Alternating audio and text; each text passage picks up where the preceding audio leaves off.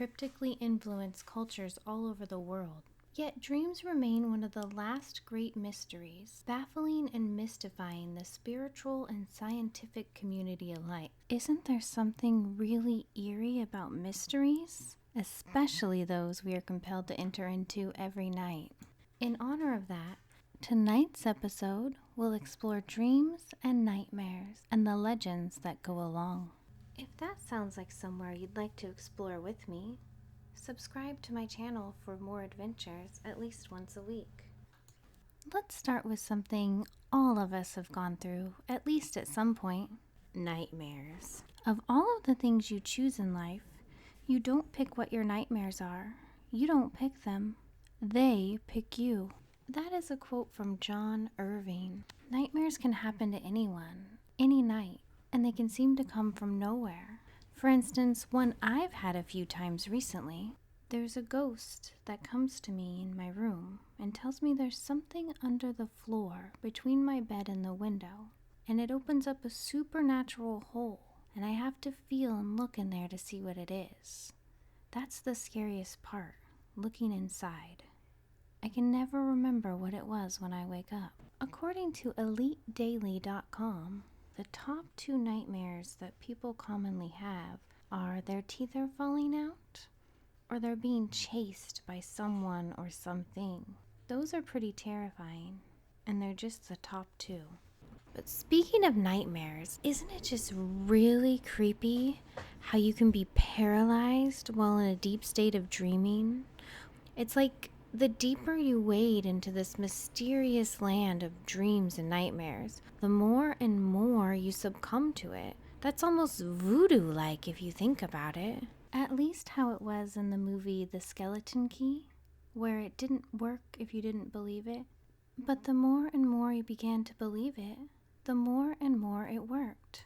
But beyond the fears of nightmares, there is the even more terrifying phenomena of sleep paralysis. There's a quote floating around the internet about sleep paralysis that I think really sums it up in brevity. And that quote is from someone simply named Avi, and it reads, "A black shadow, the demon moving slowly towards her, grabbing her by the throat, sucking her soul out, not letting her breathe, not letting her move, visits her every night. She knows how death feels like. Sleep paralysis, my real-life horror story. Feeling like you're awake and not being able to move is scary enough.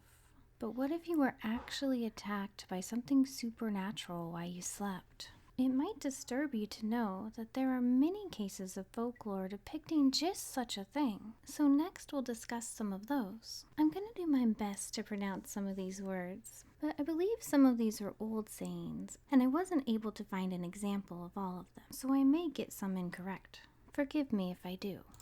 For instance, in China, they have Bei Gai Ya, which means held by a ghost. The Hungarians have Basarkan Nioma, which means something like witch's pressure. The Dutch have Nachtmerrie, which I have heard can mean both nightmare and something like night hag.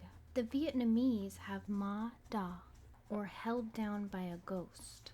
In German, there is a word Aufdrücken, or elf pressing. Thai folklore has Phi Am, a ghost that comes for you in your sleep. Canadian Eskimos had attributed sleep paralysis and the seeming attacks of monsters during it to spells of shamans that restricted movement and provoked hallucinations. Also something to think about, there are people from cultures all over the world that say that all of these are the work of extraterrestrials, and that any monsters seen are actually just aliens, likely studying us using some kind of power or medicine to keep us paralyzed and groggy. But perhaps the most influential sleep creature legend of all hails from Southeast Asia. I am talking about Dab So, the terrifying lore backed by real-life accounts so scary that it inspired the Nightmare on Elm Street series. A hideous, jealous, hag-like witch preys on her victims as they sleep, stopping them from breathing. She is even capable of causing death. Unfortunate loved ones turned final witnesses have described scenes in which it seemed as if their family member was fighting something in their sleep or calling out as if they needed help, yet could not be awakened. A survivor account taken from a refugee settler living in Chicago around the 1970s described a tall, slender, hideous woman sitting on their chest, robbing them of breath no matter how they struggled or turned.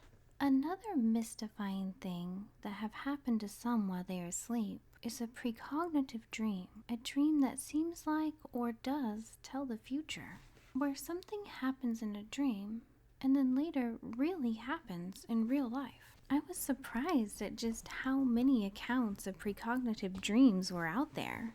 It doesn't even seem all that uncommon. There are even famous people who have had these types of dreams. People that you would think maybe wouldn't even admit it, like presidents. One of the most famous accounts was from Abraham Lincoln.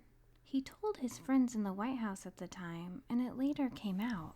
He described it to his friends as waking up and feeling a silence akin to death, and he heard weeping. So he went out to search for the source of this crying, and in doing so, he ended up in the East Room, where he saw soldiers standing over a corpse, and people mourning all around. So he asked, "Who died?"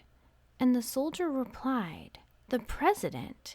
He was killed by an assassin." That is when he woke up. Another precognitive dream shared by a famous person was from Mark Twain, or Samuel Clemens was his real name. He dreamed that he attended his own brother's funeral, and a few weeks later in real life, his brother did die due to a tragic accident. Prophesizing the future is by far not the only extraordinary thing that has ever been believed to be accomplished by dreams. The Huron Indians believed that the soul expressed its desires using dreams.